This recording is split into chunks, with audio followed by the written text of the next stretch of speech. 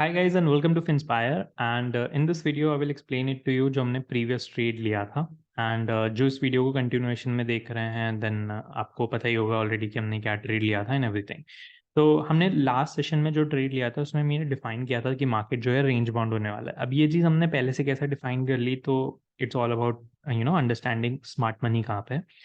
आज जो मार्केट में हुआ है it's basically the same thing. हमने उस पर्टिकुलर चीज़ पोजीशंस में अगर आप देखो तो उसको बुक किया है। टोटल जो मैक्स प्रॉफिट था हमारा 8,000 का था, पर हमने पूरा 8,000 नहीं बुक किया है, हमने सिर्फ 6,000 बुक किया है। Let me I take you to the positions जो थी मार्केट में। तो ये पोजीशंस थी और हमने यहाँ पे दो पोजीशंस देखी थी बेसिकली। पहली पोजीशन देखी थी हमने जो रेंज बाउंड थी, और दूसरी पोजीशन देखी थी नेक्स्ट वीक की एक्सपायरी। मैं आपको दोनों ट्रेड एक्सप्लेन करने वाला हूँ कि एक्सपायरी डेज पे कैसे लेते हो। पर जो तरीका होता है टू आइडेंटिफाई कि लेना है या नहीं लेना है, that is a part of inspire master class, जो हम मास्टर क्लास में ही डिस्कस करते हैं ना। यहाँ पे अगर आप चेकआउट करो तो ये बैंक निफ्टी था। हमने कल बात करी थी कि मार्केट साइडवेज होने वाला है, ठीक है। अब इम्पॉर्टेंट ये है कि साइडवेज कब तक होने वाला है, ठीक है। तो ये चीज़ आपको स्टडी करके पता चलता है ओवरऑल स्मार्ट मनी को कि मार्केट कहाँ जा सकता है या पॉसिबिलिटी क्या हो सकती है। Long unwinding, short covering, long built up, short built up, इनके हिसाब से क्या पॉसिबिलिटी बनती है मार्केट की। एंड यहाँ पे अगर आप चेकआउट करो तो ये जो लाइन मैंने ड्रॉ करी, this is the morning candle. और मॉर्निंग कैंडल के अराउंड अगर आप मॉर्निंग के कुछ अराउंड 10:15 या 10:30 के अराउंड तक देखो तो मार्केट वॉज फ्लैट, ठीक है।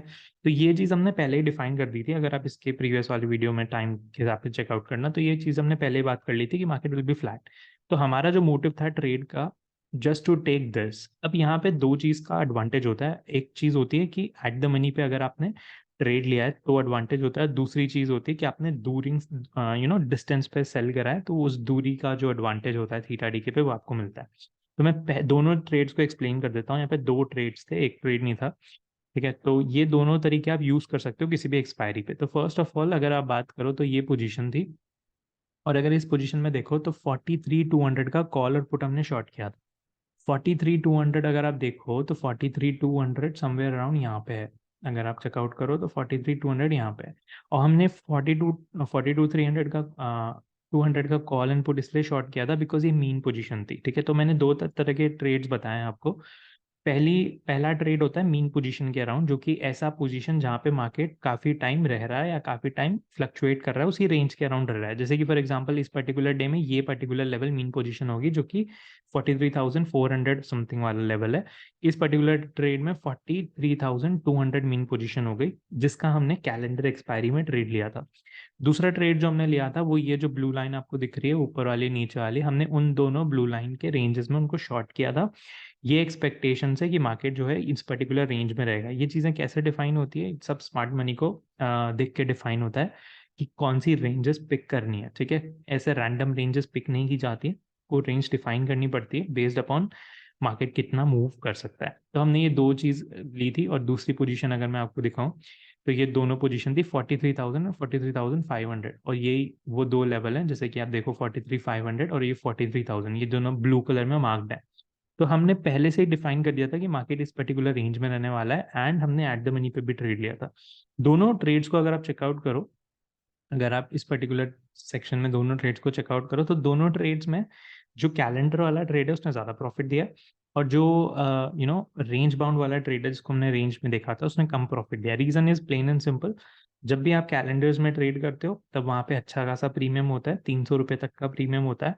वेर जब भी आप करंट वीक के कैलेंडर्स में ट्रेड करते हो, करंट एक्सपायरीज में ट्रेड करते हो, तो वहाँ पे प्रीमियम काफ़ी कम होता है। तो ऐसे पर्टिकुलर केसेस में आपको वहाँ पे प्रॉफिट भी कम होता है, ठीक है। और अगर आपके पास मार्जिन कम है तो ये चीज़ आप कर सकते हो, जो कि मैं आपको बता रहा हूँ कि फर्स्ट ऑफ ऑल अगर आपको मान लो कोई भी ऐसा ट्रेड लेना है जो कि कैलेंडर है, तो आप ये पर्टिकुलर चीज़ कर सकते हो। यहाँ पे अगर आप चेकआउट करो तो हमने इस 11 मई को कैलेंडर वाला ट्रेड लिया है सॉर्ट ऑफ, और कैलेंडर से ही हैच किया है। यहाँ पे मार्जिन रिक्वायर्ड देखो लगभग लगभग 46,000। वेयर एज अगर आप इसको दूर हैच करते हो, जो कि बेसिकली कोई भी ऐसा ट्रेड मान लो, जैसे कि फॉर एग्जांपल हम कोई ट्रेड लेते हैं और let's take a iron condor, ये काफ़ी दूर हो गया बट लेट्स टेक यहाँ पे अगर आप किसी भी रेंज के अराउंड, क्योंकि ये एक्सपायरी तो ख़त्म हो चुकी है, तो लेट्स टेक 11 मई।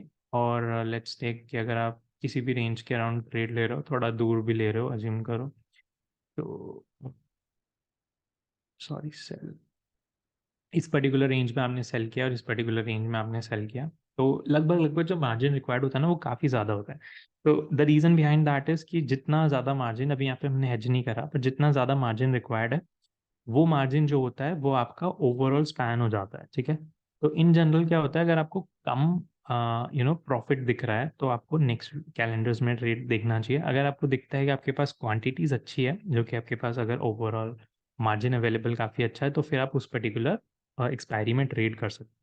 तो आई होप आपको ये दोनों ट्रेड समझ आ गए होंगे कि ये कैसे होते हैं, और इसमें स्पेसिफिकली इंपॉर्टेंट नहीं होता है डिफाइन करना कि मार्केट कहाँ रहने वाला है, और एग्जिट करना जब मार्केट आपकी रेंज को तोड़ने का ट्राई करता है या फिर स्मार्ट मनी एडजस्ट करने का ट्राई करता है, तब आपको अपनी पोजीशंस को एग्जिट करना होता है। सो ये पर्टिकुलर चीज़ होती है बेसिकली जब भी आप ट्रेड करते हो और जब भी आप मार्केट्स में कोई भी चीज़ डिफाइन करके चलते हो कि मार्केट किस रेंज में रहने वाला है। तो अगर आपको कोई क्वेश्चंस हो, just let me know in the comment section below. अगर आपको और किसी टॉपिक पे कोई लाइव ट्रेड देखना हो, तो just let me know in the comment section below, and will see you in the next video.